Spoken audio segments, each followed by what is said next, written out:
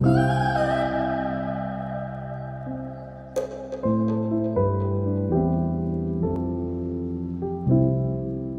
suis Nathalie Clary, la présidente et fondatrice de l'association Endomind, qui a été créée en 2014, juste après la première marche mondiale pour l'endométriose, puisque j'avais participé à l'organisation de cette première marche mondiale en France.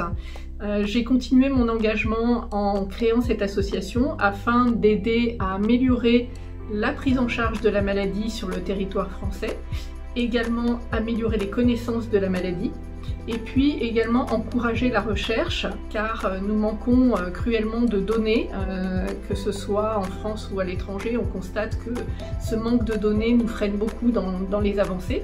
Donc voilà les actions principales de l'association, et pour ça nous utilisons différents moyens pour y arriver. Nous organisons des conférences grand public par exemple pour permettre de mieux renseigner les personnes. Nous travaillons actuellement à la mise en place de filières de soins sur l'ensemble du territoire avec nos instances, le ministère de la Santé. À côté de ça, nous avons également des actions destinées au grand public directement et aux malades, donc notamment la course EndoRun que nous organisons depuis 3 ans. Depuis 2018, l'association Endomind organise l'EndoRun, une course solidaire dédiée à lever des fonds pour la recherche sur l'endométriose. L'EndoRun, c'est un événement sportif qui permet à chacune et chacun de se dépasser, que ce soit en courant ou en marchant, sur des distances allant de 5 à 10 km. C'est également un événement que nous avons voulu joyeux et festif, mais surtout fédérateur, en permettant à des hommes et des femmes, toutes générations confondues, de relever le défi. Ce dernier point est très important pour l'association Endomind, puisque l'EndoRun, c'est le premier événement qui permet concrètement à l'entourage des malades de se mobiliser au travers de l'action de lever des fonds pour la recherche et ainsi s'associer aux actions de l'association. Les sessions de 2018 et de 2019 ont rencontré un franc succès, en permettant à 1400 personnes, chaque année, de prendre le départ de la course depuis Paris. Et malgré la crise sanitaire en 2020, l'association Endomind a eu à cœur de maintenir cet événement et a permis au travers d'un format virtuel à 4400 participants partout dans le monde de prendre le départ de la course et ainsi lever 40 000 € qui seront reversés en totalité à des projets de recherche. C'est un véritable succès pour notre association. Depuis sa création, l'association Endomind, en qualité d'association de patientes, participe activement à l'ensemble des travaux visant à améliorer la prise en charge de l'endométriose sur le territoire français. Alors que l'on estime à environ 1,5 million le nombre de femmes atteintes par l'une des formes d'endométriose, nous sommes encore trop souvent sollicités par ces dernières, nous relatant des difficultés dans leur parcours de diagnostic ou de prise en charge.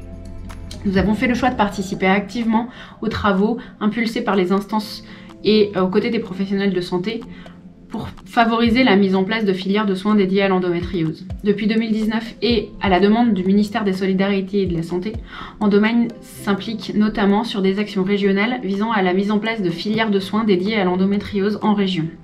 C'est d'ailleurs dans ce cadre-là qu'Endomind a répondu favorablement à la demande de la filière de soins Rhône-Alpes constituée par l'association Endora, qui constituera la première filière de soins dédiée à l'endométriose en région Auvergne-Rhône-Alpes. Mais nos actions ne s'arrêtent pas là.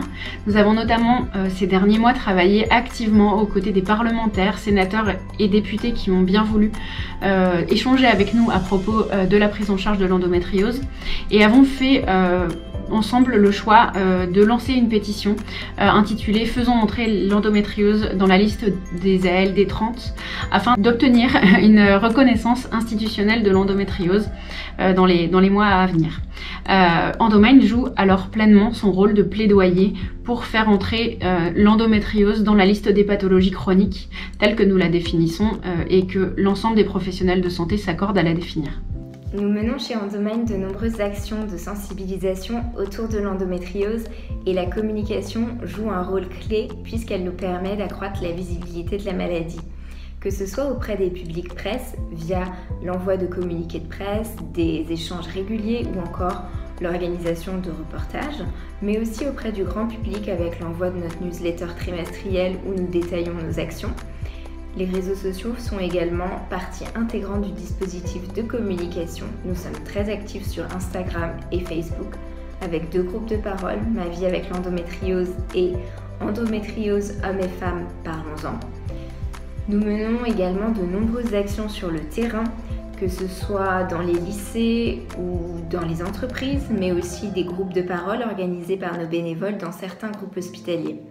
La communication d'Endomind se veut une communication 360 afin de mettre en lumière l'endométriose auprès du plus grand nombre, tout public confondu. Depuis plusieurs années, l'association Endomind finance des projets de recherche, mais nous avons voulu aller plus loin et avoir plus d'impact. C'est la raison pour laquelle nous avons créé en janvier 2021 la Fondation pour la recherche sur l'endométriose, sous l'égide de la Fondation pour la recherche médicale en France. La mission de cette fondation est d'accélérer la recherche sur l'endométriose grâce aux outils scientifiques les plus innovants et également en impliquant l'ensemble des acteurs de la maladie, les chercheurs bien sûr, mais également les professionnels de santé et surtout les malades. Les objectifs de cette fondation seront d'abord de fédérer les acteurs de la recherche afin qu'ils construisent une stratégie de recherche commune.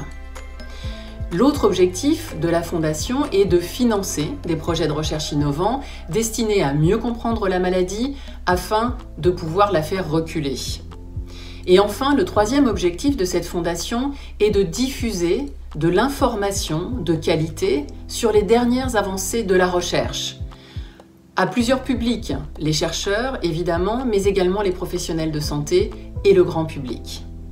Chaque année, le conseil scientifique de la Fondation sélectionnera des projets innovants répondant aux priorités que nous avons fixées. Une priorité sur le diagnostic. Nous devons trouver des solutions pour faciliter, pour accélérer le diagnostic. Une autre priorité est de comprendre la maladie, donc des projets qui permettront de comprendre l'étiologie de la maladie. Et enfin, une priorité autour du traitement de la douleur, des projets de recherche destinés à améliorer la qualité de vie des patientes. À travers la Fondation pour la recherche sur l'endométriose, nous souhaitons avancer et nous souhaitons transformer le paysage de la recherche en France afin qu'enfin des solutions thérapeutiques soient trouvées, des solutions que les patientes attendent depuis longtemps. L'association Endomind travaille depuis 2 ans sur la création et la mise en place de programmes d'éducation thérapeutique pour la prise en charge de l'endométriose et sur l'ensemble du territoire français. L'éducation thérapeutique, c'est quoi? C'est un ensemble d'ateliers que nous proposons aux patients et aux patientes afin de devenir acteurs et actrices de leur pathologie. Ça leur permet de mieux comprendre ce qui se passe dans leur corps, de comprendre la pathologie, mais également d'avoir des outils pour mieux vivre au quotidien avec les difficultés que cela engendre. C'est un projet qui nous tient particulièrement à cœur, car pour nous, l'éducation thérapeutique doit faire partie de la prise en charge et doit être vraiment au cœur de cette prise en charge. Un patient doit devenir partenaire avec le soignant de sa santé, et pour cela, il doit devenir acteur de sa santé.